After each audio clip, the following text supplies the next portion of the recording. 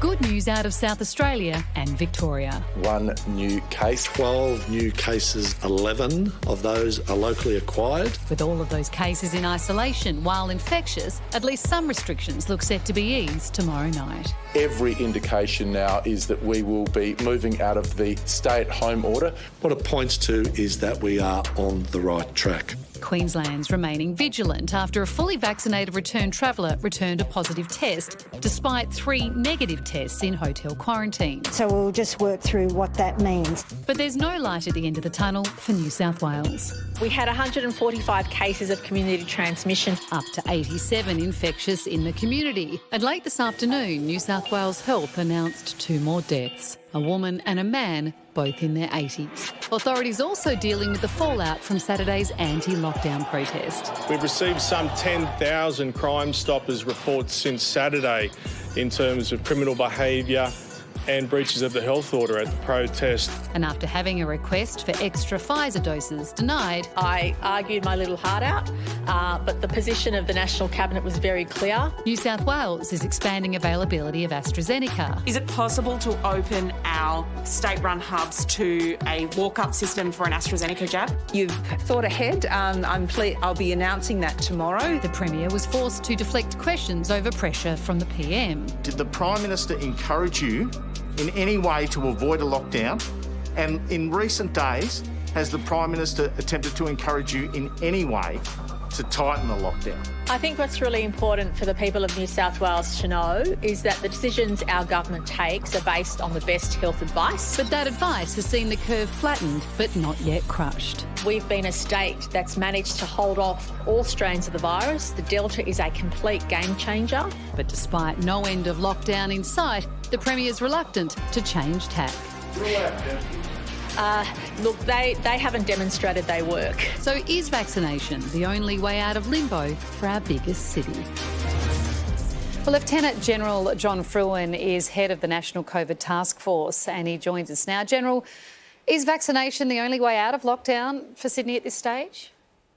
No, vaccination is only one of the important ways that we can help reduce the lockdown. We've got to enforce lockdown, we've got to do the testing, the tracing, the isolation. But of course, underpinning our national way out of this is vaccination. And have any decisions been made about whether it's better to have people fully vaccinated or get everyone with at least 1 shot of Pfizer?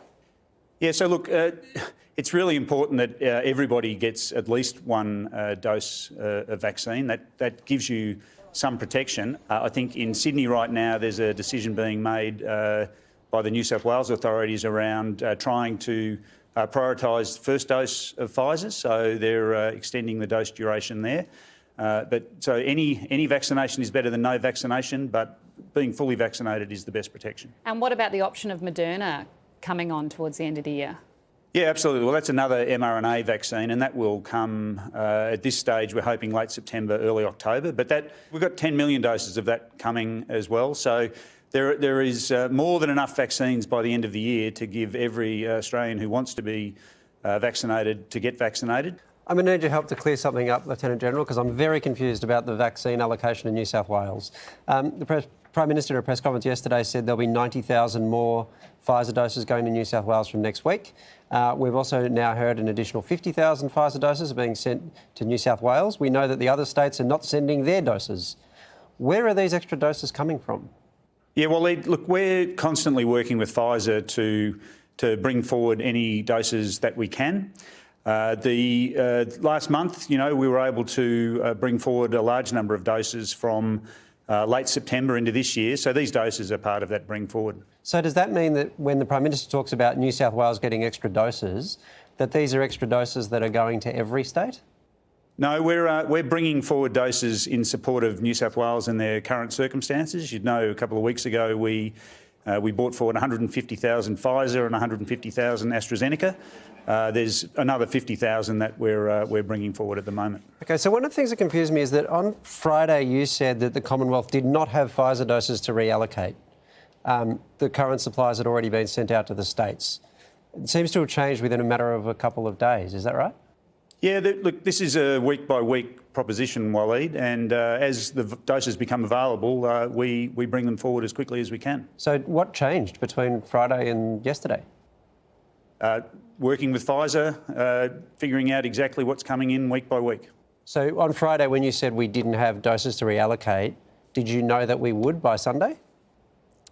I became aware late Friday afternoon of some additional Pfizer that was available, yes. OK. And then today we hear from the Deputy Chief Medical Officer, Michael Kidd, that 50,000 doses are being sent to New South Wales from an unallocated stockpile. Do we have some kind of emergency stockpile that doesn't get allocated?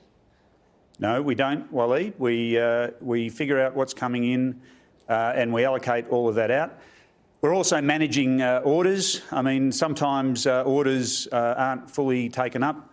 Sometimes there are cancellations of orders. So if we've ever got stock in the margins or stock that isn't being utilised, then we'll seek to reallocate that as well. Right, OK. So how big is that stockpile? Like now that we've allocated from this unallocated stockpile, is that done? Do we have no more? If New South Wales, or if there was an outbreak in another state tomorrow, and they decided that they needed more or they asked for more, would there be anything to give them? There was about 87,000 doses that became available late Friday afternoon. 50,000 of those are going to Sydney. And we're looking at where those other doses will go right now. So I appreciate you walking me through this, because I will admit to have been really confused as I tried to get my head around it. Unfortunately, most Australians don't have the opportunity I do of just asking you questions until I feel I've got my head around it. Yeah. Do we have a major problem with the clarity or the transparency of what is going on with our acquisition of vaccines and then our distribution of it around the country? Well, Ida, you probably know when I came into this job, I committed to transparency, and I've been progressively releasing as much data as I can.